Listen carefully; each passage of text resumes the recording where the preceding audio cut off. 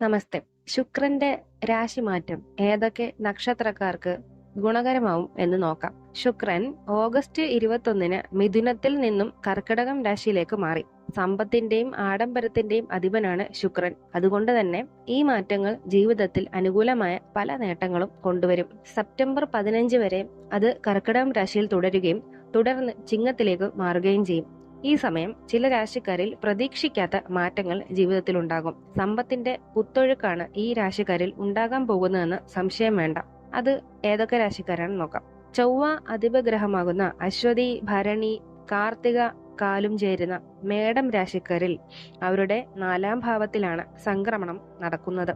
ഇത് അനുകൂലമായ പല മാറ്റങ്ങളും മേടം രാശിക്കാർക്ക് നൽകും. ആരോഗ്യ പ്രശ്നങ്ങൾക്കെല്ലാം പരിഹാരം കാണാൻ സാധിക്കും. സാമ്പത്തിക സ്ഥിതി ഉയരും. സാമ്പത്തിക നിക്ഷേപത്തിനും അനുകൂലമായ സമയമാണിത്. ആഗ്രഹങ്ങൾ പൂർത്തീകരിക്കപ്പെടും. ദീർഘകാലമായി കഠിനാധ്വാനം ചെയ്തിരുന്നവർക്ക് അതിന്റെ എല്ലാം ഫലം ഒരുമിച്ച് ലഭിക്കുന്ന ഒരു സമയമാണ് ഈ വരുന്ന ഒരു മാസ സമയം.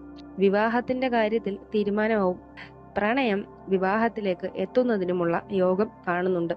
അടുത്തത് ശുക്രൻ അധിപഗ്രഹമായി വരുന്ന കാർത്തിക മുക്കാലും രോഹിണി മകരം ആദ്യ പകുതിയും ചേരുന്ന ഇടവം രാശിയാണ്. ഇടവം രാശിക്കാരിൽ ശുക്രന്റെ കർക്കിടക രാശി സംക്രമണം സംഭവിക്കുന്നത് 3-ാം ഭാവത്തിലാണ്. ചെറിയ ചില അസ്വസ്ഥതകളൊക്കെ തുടക്കത്തിൽ ഉണ്ടാവുമെങ്കിലും അതിനെ പ്രതിരോധിക്കുന്നതിന് വേണ്ടി സാധിക്കും. കൂടാതെ ദാമ്പത്യ ജീവിതത്തിൽ അനുകൂലമായ മാറ്റങ്ങളും ഉണ്ടാകും.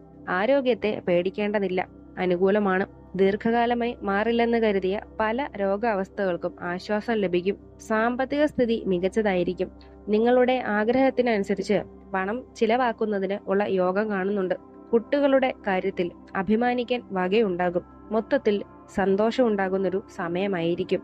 അടുത്തത് ബുധൻ അധിപഗ്രഹമായി വരുന്ന മകയിരം അവസാന പകുതിയും തിരുവാതിര പുണർദം മുക്കാലും ചേരുന്ന മിഥുനം രാശിയാണ്.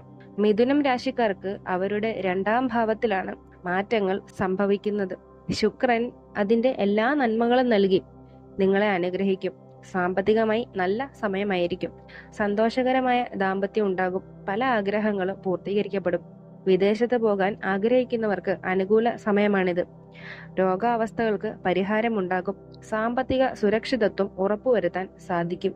അടുത്തത് ശുക്രൻ അധിപഗ്രഹമായി വരുന്ന ചിത്തിര അവസാന പകുതിയും ചോതി വിശാഖം മുക്കാലും ചേരുന്ന തുലാം രാശിയാണ്. തുലാം രാശിക്കാർക്ക് അവരുടെ 10-ാം ഭാവത്തിലാണ് ശുക്രൻ എത്തുന്നത്. ഇത് അതിശക്തമായ രാജയോഗ സമാനമായ ഫലങ്ങൾ നൽകും. ജീവിതത്തിലെ ഏത് പ്രതിസന്ധികൾക്കും പെട്ടെന്ന് പരിഹാരം കാണുന്നതിന് സാധിക്കും. ആരോഗ്യ പ്രശ്നങ്ങൾ പൂർണ്ണമായി പരിഹരിക്കാൻ സാധിക്കും.